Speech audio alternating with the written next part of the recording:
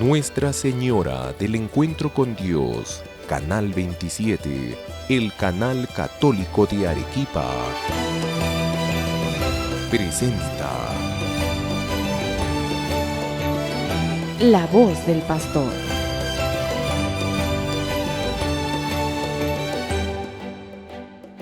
Queridos amigos y amigas, nuevamente juntos en La Voz del Pastor, continuamos con nuestro estudio y reflexión sobre el Catecismo de la Iglesia Católica. Como recordarán, en nuestros encuentros anteriores, ya tenemos varias semanas, estamos estudiando lo que es el pueblo de Dios, los distintos miembros que componemos el pueblo de Dios.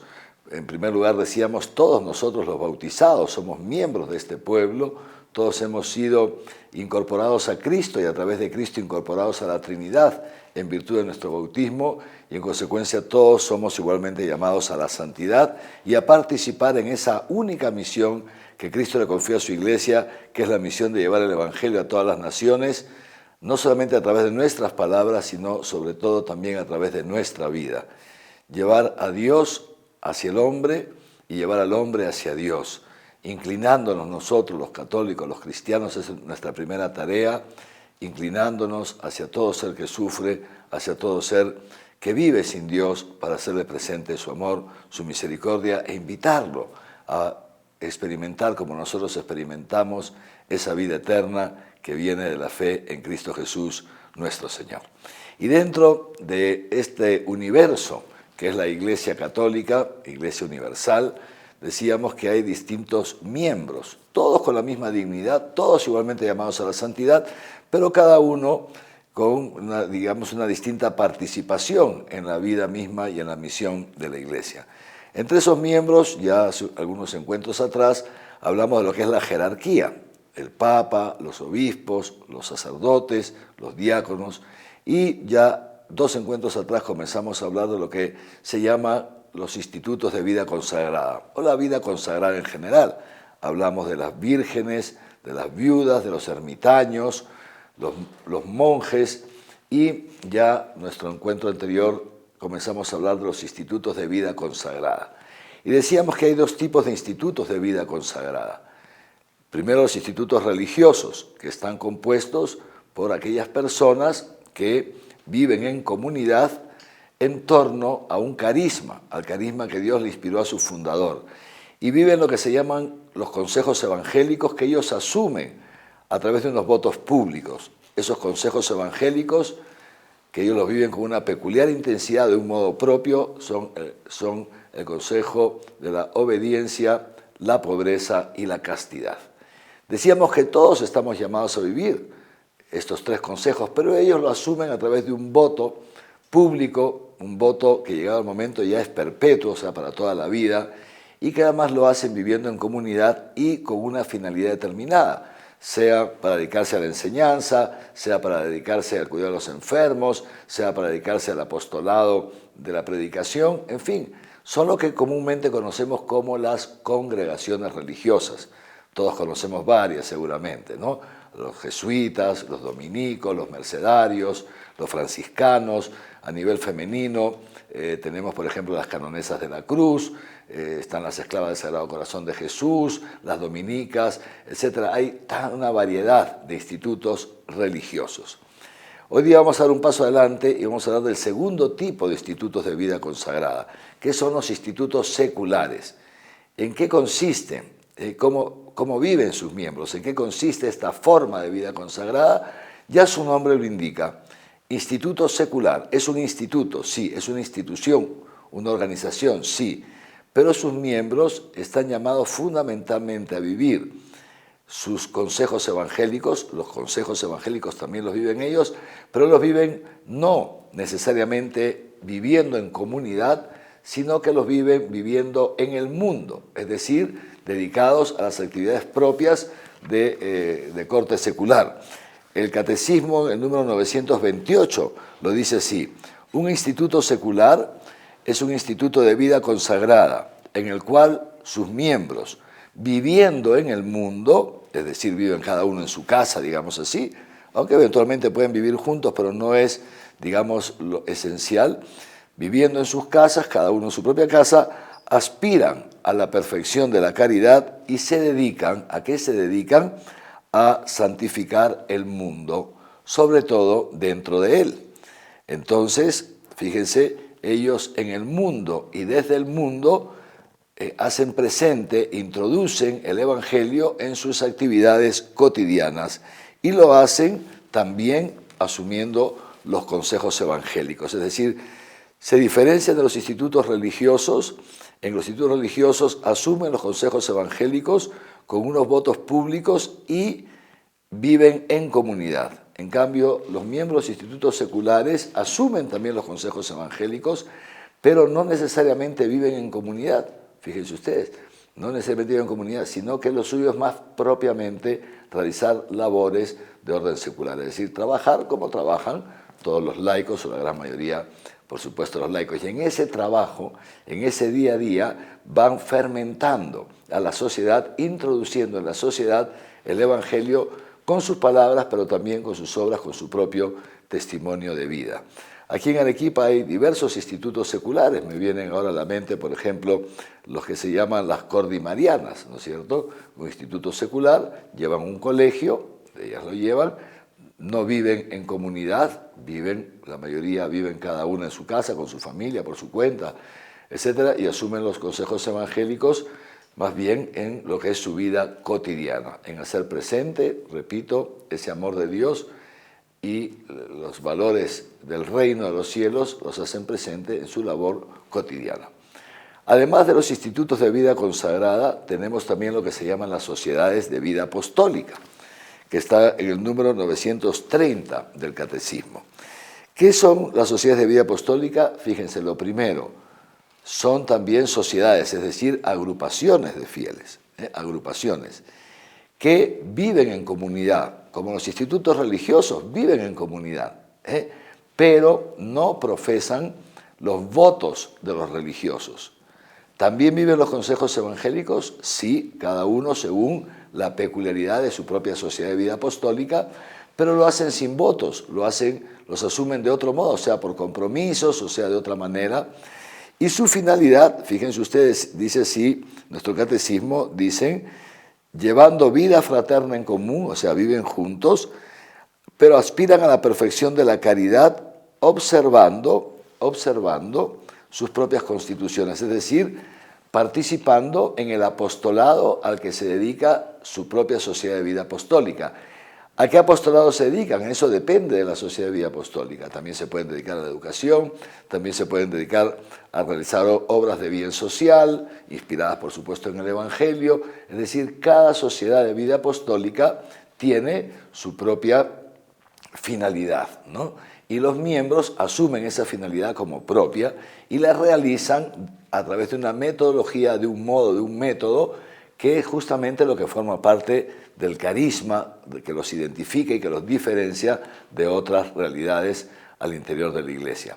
Así pues, queridos amigos y amigas, tenemos ya, para ir concluyendo con esta parte de nuestro catecismo, tenemos que, si bien todos los cristianos hemos sido consagrados por Cristo, a través de nuestro bautismo, y todos estamos llamados a participar en la misión de la Iglesia, cada uno lo hace según el estado de vida al cual Dios lo ha llamado y que Él libremente ha aceptado, ¿no es cierto?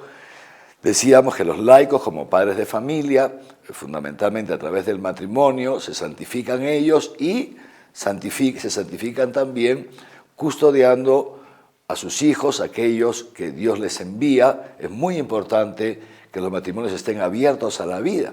Las últimas estadísticas dicen que el Perú está reduciendo de un modo permanente el índice de natalidad, y esto también está llegando a lugares como Arequipa. Y aquí yo sí quiero hacer una llamada fuerte, con cariño, por supuesto, para los padres de familia, los esposos. No es lícito que nos cerremos a la vida. Fíjense ustedes que cuando uno tiene un hijito, no lo trae solamente para este mundo, está trayendo hijitos también para la vida eterna.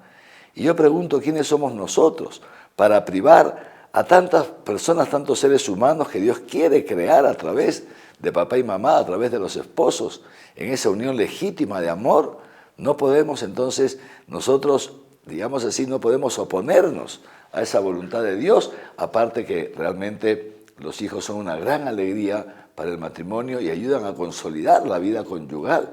Muchas veces los esposos se cierran en sí mismos, no quieren tener muchos hijitos y no se dan cuenta que con eso se están haciendo daño a ellos mismos. Pero bueno, entonces primero les decía, esta apertura a la vida, pero también ese custodiar a los hijos, custodiarlos y brindarles la mejor educación que esté a su alcance, empezando por lo más importante que es la transmisión de la fe.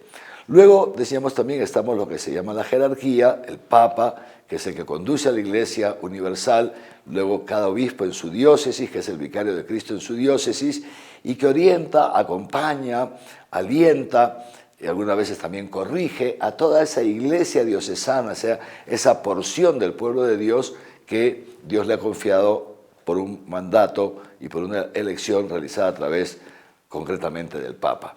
Luego están los sacerdotes en las parroquias, en sus conventos, y todos nosotros somos conscientes de que el ministerio ordenado, el ministerio sacerdotal, episcopal o diaconal, es siempre un servicio. Nosotros somos servidores del pueblo de Dios, para que este pueblo de Dios pueda realizar esa tarea que Dios le ha encomendado de llevar la buena noticia del Evangelio hasta los últimos confines de la tierra y hacerla presente en sus actitudes cotidianas.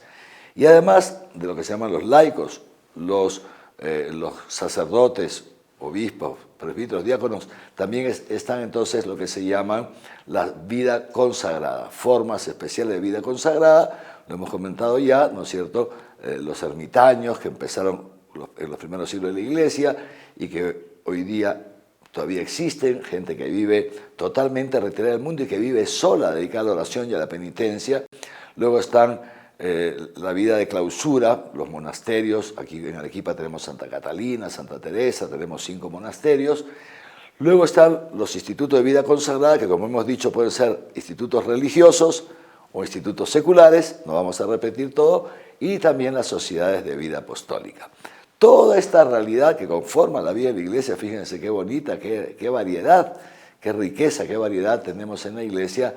Todas estas formas de vida, todos estos estados de vida están llamados a vivir unidos, es decir, a trabajar unidos, concordes, con una sola fe, un solo corazón, una sola alma, todos unidos siendo discípulos de Cristo, es decir, siguiendo las huellas de Jesús, el buen pastor, pero también siendo a la vez misioneros del mismo Jesucristo.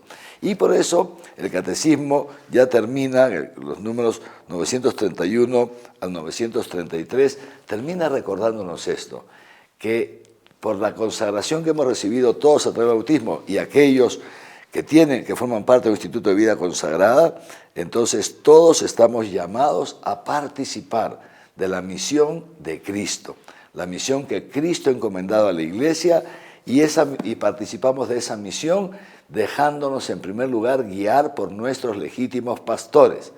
Repito, el Papa es el que guía a la Iglesia a nivel universal.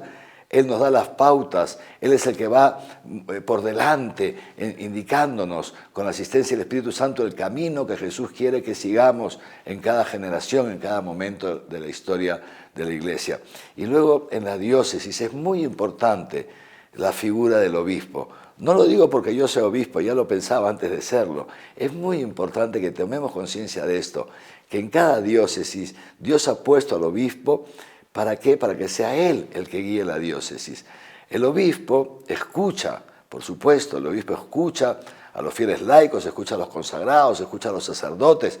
Aquí en Arequipa, desde que yo he llegado, cada año tenemos una asamblea pastoral donde vienen delegados de todas las realidades que forman parte de la Iglesia en Arequipa y trabajamos juntos y escucho sus iniciativas y las procesamos y hacemos trabajos y dialogamos y en base a eso el obispo da las orientaciones pastorales. Es muy importante para el obispo escuchar, pero también es muy importante que una vez el obispo ha escuchado y también con una asistencia especial del Espíritu Santo ya ha descubierto, digamos así, lo que considera que es la voluntad de Dios para el próximo año, digamos así, da las orientaciones pastorales. Es muy importante que todos vayamos detrás de esas pautas pastorales que nos da nuestro obispo diocesano. Y En este sentido yo quiero agradecer también de todo corazón porque veo que poco a poco nuestra iglesia en Arequipa va tomando justamente esa forma, ese cauce, y cada día estamos todos más unidos y cada día vamos compartiendo con mayor fuerza y con mayor entusiasmo también esas orientaciones pastorales, repito, que Dios nos va dando a través de nuestro obispo diocesano. La juventud va en aumento en nuestras parroquias, en nuestros movimientos, los matrimonios, etc. Y yo veo que se va fortaleciendo la fe, pero también es verdad que todavía nos queda mucho por andar y todavía nos quedan muchos desafíos. Por eso es importante, ya para concluir esta parte de nuestro catecismo, que todos le pidamos a Dios que nos ayude a tomar conciencia que todos somos misioneros, que todos estamos llamados a participar en la misión de la Iglesia y que todos estamos llamados a trabajar juntos, unidos, sin exclusivismos y sin exclusiones, sin rencillas, ni mucho menos, sino en esa unidad, y dejarnos guiar por nuestro obispo y los párrocos y sacerdotes respectivos para que así podamos seguir caminando hacia la plenitud del reino de los cielos y para que cada vez más personas, más hermanos, jóvenes, adultos y hasta niños se vayan incorporando a esta grey del Señor hasta que lleguemos juntos a la plenitud del reino de los cielos.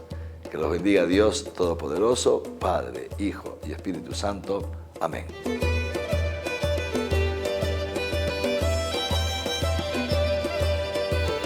Nuestra Señora del Encuentro con Dios, Canal 27, el canal católico de Arequipa, presentó La voz del pastor.